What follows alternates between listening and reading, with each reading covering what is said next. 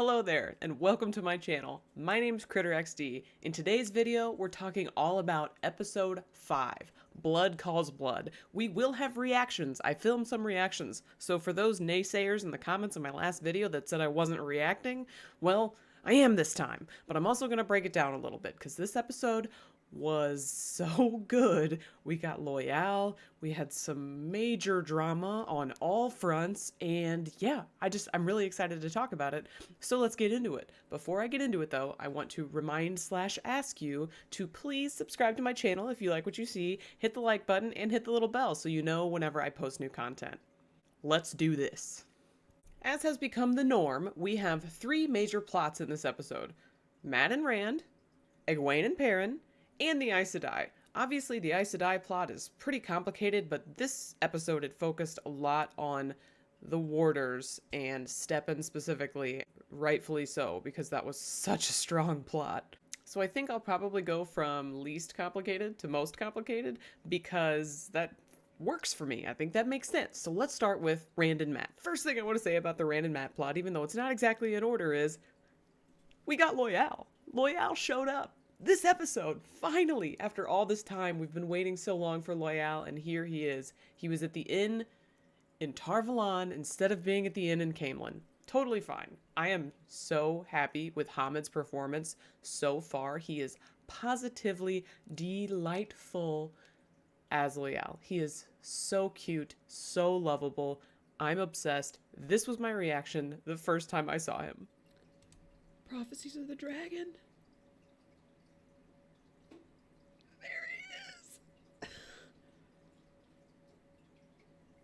Oh my gosh.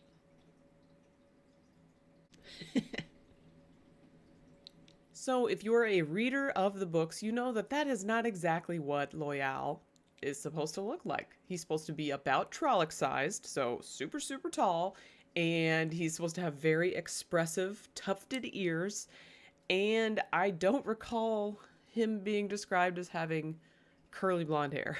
So that was a bit of a surprise for us all, I think. Regardless of appearance, I think Hamid was incredible. If I had one complaint, and just a little thing, I just would love for season 2 if we could get him a different wig. Honestly, just a different wig. Or let's get him a different wig and maybe some like tumnus ears. Maybe some like vertical tumnus ears. They don't have to move because I know that would be a lot of CGI, but just visible ears because he's an Ogier. And he's supposed to have cute ears. I mean, this is a minor complaint. Hamid did an incredible job. I saw Loial when I was watching him.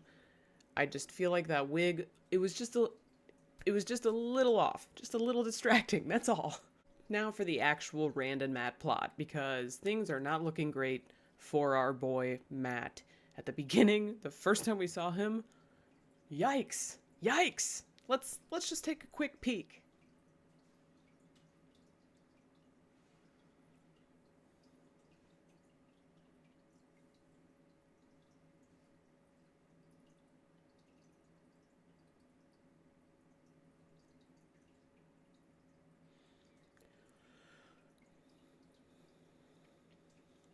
If we thought Matt's outfit was a little sloppy before, little did we know it could get worse. All I can say about this is I feel like Barney Harris is really selling this whatever's going on with Matt. And Alyosha is really selling his adorable concern for his friend. I think one standout scene for Yosha was when Matt/Barney was really worried and asked Rand to tell him again what happened at the farm because he was concerned that he was the one who killed them. And Rand assured him, Tom and I saw it. It wasn't you. And it was so sweet. He was just trying to make him feel better. And of course, Matt was not having it. But I was buying in. That is textbook Rand. He is so sweet and such a good friend and loyal. And I love Yosha as Rand. I think he's perfect. Another standout scene with them was obviously up on the balcony. Something similar to this happens whenever Loghain's getting paraded through the streets in Caemlyn in the books. Matt and Rand are not together for that. It's just Rand and he's up on a wall by himself. So I liked how they kind of gave a call out to that. They were up high up, looking over. And they gave a call out to a scene in the books where Loghain looks off, and Rand, even though he's really far away, Rand thinks that he's looking right at him, which is very sus. In this, it seemed to me like he wasn't actually seeing him and that Matt was just having like a paranoid hallucination. But maybe I'm wrong. Maybe I'm wrong. That did seem a bit paranoid. Rand didn't seem to be seeing what Matt was seeing, but I like the reference. It felt like a book reference that I appreciated. So these two, Rand and Matt, didn't have a ton physically to do this episode, but boy, did they have some emotional stuff to get through. They both did such an incredible job in all of these scenes. This scene right after Logain passes by, Matt tells Rand he wants to make a deal that if either of them is the Dragon Reborn, they won't let the Aes Sedai get them. Pretty dark, but man, Rand handles it so well. And Barney and Yosha here are just full sending it. They did so well in all of their scenes this episode, especially this one. And then of course, Rand and Matt reunite with Nynaeve thanks to our boy Loial. That was very exciting. Loved that scene. But of course, whenever Matt reacted to Nynaeve negatively, that was a bit... And then finally, one of the best scenes I think so far, just because of course Egwene is my favorite character. Nynaeve describing Egwene getting sick as a child, how stubborn she was, how she refused to give in, and how the fever ended up breaking instead of her. That was such a good parallel for what was going on with Egwene this episode. So moving to the tower, and tower politics plus some warder drama that we all got to see and experience deeply. But let's start with the politics. Liandrin, she's such a good villain, but she drives me nuts. Oh my gosh, whenever she made her entrance with Nynaeve, I almost lost my mind. Check it out. Ugh, this bitch. It's a cute outfit though. And when she made her exit from Nynaeve, once again, almost lost my mind. Literally, the persimmons are in season.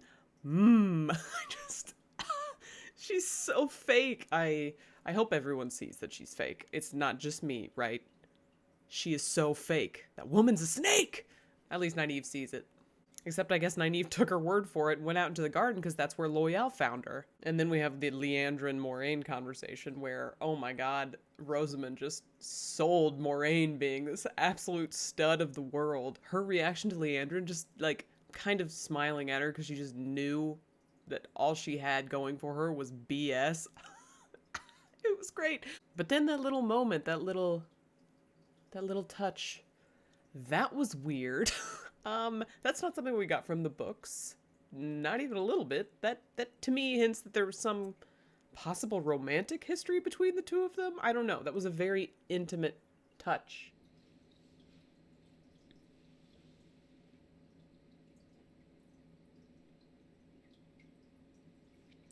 What?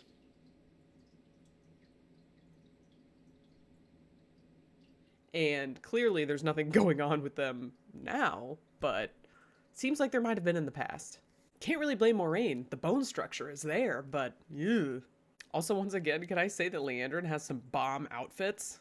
And hair. And once again, I thought it was super refreshing getting to see Lan have a friend and be a friend and support somebody that he cared about, only to be betrayed by the friend. Of course, Stepan was going through it, so we can't really blame him, and from the books we know that whenever warders lose an Aes Sedai, it's almost a death sentence, even if they get bonded by another Aes Sedai. A lot of the time, it doesn't even matter. They still end up making poor decisions in some way or another and dying. That's one of the risks associated with becoming a warder. They probably hope, because Aes Sedai have longer lives than normal people, that they'll die first, but obviously that is not always the case. And I felt like seeing it here was so emotional, and getting to see Lan reacting to it. Oh my gosh, heartbreaking.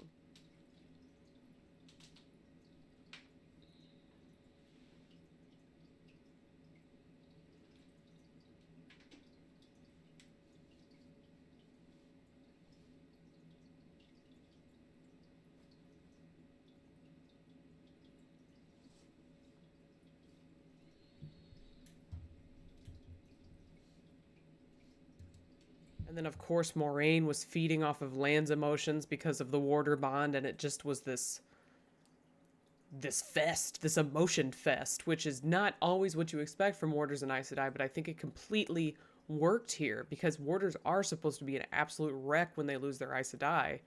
And if you're friends with somebody who's going through that, why would you not react in that way? I feel like this completely works, even though I know some people who saw the preview thought, no way Lan would be that emotional. Well, yes, he would. And I think Daniel Henney nailed it, sold it, and made me feel things I didn't really necessarily want to feel tonight. In his brief time on the show, I did find Peter Franzen to be delightful, so I will absolutely miss him going forward. And I guess I will admit that he's going to go off into the wilderness and become Elias being a character from the book, was wrong, but it was a fun theory. That does beg the question, are we going to get Elias? Is it going to be this season? I doubt it, because we don't know the casting. Is it going to be next season?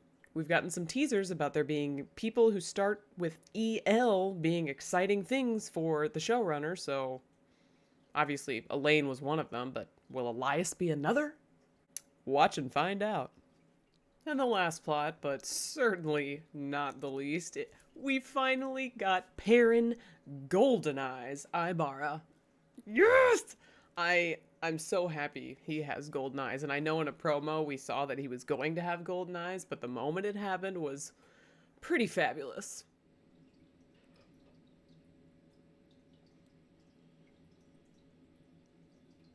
There they are. Obviously that was incredible. The build up to it though, oh my gosh, Madeline Madden sent it, as the kids say. She did so well in this episode. No. Absolutely not. Nope. Ooh, these guys gotta die. Oh my god, these guys have to die. Ugh. No.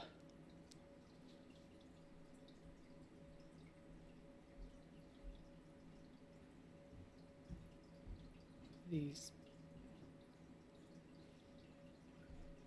Oh my god. The violation. Get him.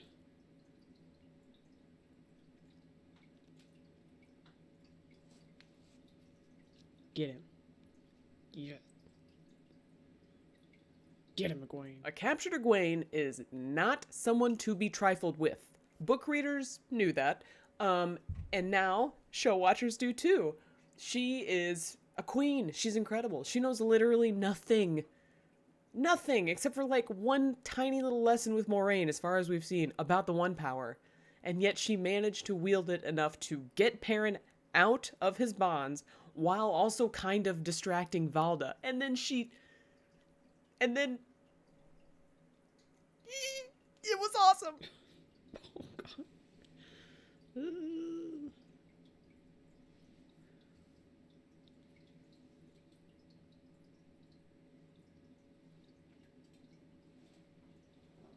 Oh, like that?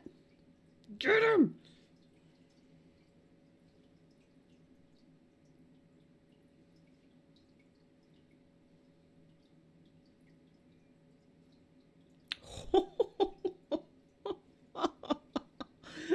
Thank God. Basically, hashtag Team Egwene. We stan. Obviously, Perrin did great too. The Wolves, honorable mention. Very great. But it was Egwene! I love her. She did so well. Can we talk for a second about how much I effing hate the White Cloaks? I hate them! Bite my ass. Oh my god.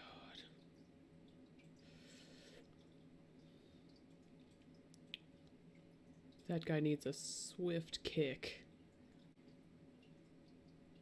Get him. It was justice served. Very satisfying to see them get ripped to shreds by wolves and stabbed by Egwene. But I feel like that's not the last we're going to see of them, obviously. Also, until I see somebody literally dead, I'm not going to believe they're dead. So I'm pretty sure Valda's going to show up in my nightmares, and then probably in season 2, if not before that. Because if I'm not mistaken, he's the only one who saw Perrin's eyes. And if the books are any indication, the White Cloaks are going to have a vendetta against Perrin going forward. This would clearly be enough of a reason, assuming Valda survives. I felt so bad for Perrin whenever he confessed to Egwene what had happened, but I think we all knew that was coming eventually. Not necessarily strapped to a board while under torture, but, you know, I guess there's a time and place for everything, and that felt like the time and place for him. I think it's safe to say that he's still going to continue to struggle with the violence versus non-violence, way of the leaf versus not way of the leaf situation, axe versus hammer dilemma, because, well, he has every right to struggle with that after what happened with his wife. In most of the previous episodes, I've been able to rate the plots. You know, one was stronger than the other, one was stronger than the other. Honestly, this episode, all three plots were incredibly strong. I feel like Matt and Rand's was a little... It felt like less important stuff happened. Obviously, they've had some crazy stuff happen in past episodes, so that makes a lot of sense. But it was still so good. You still got that, what is going on with Matt, you know, Rand being a great friend, finally meeting up with Nynaeve. All of that was really satisfying. The Egwene and Perrin plot was insane and incredible. And then the Warder plot was so emotional and just... It was just great. This episode, I loved it. I loved it. Honestly, it didn't have the boom factor that episode 4 had, but it had the emotional factor, and that's something I really appreciate. Let me know your favorite parts in the comments. Also, don't forget to like. Please subscribe if you want to come back eventually, or you know, if you just got a second and want to do something with your hands. And thanks for stopping by.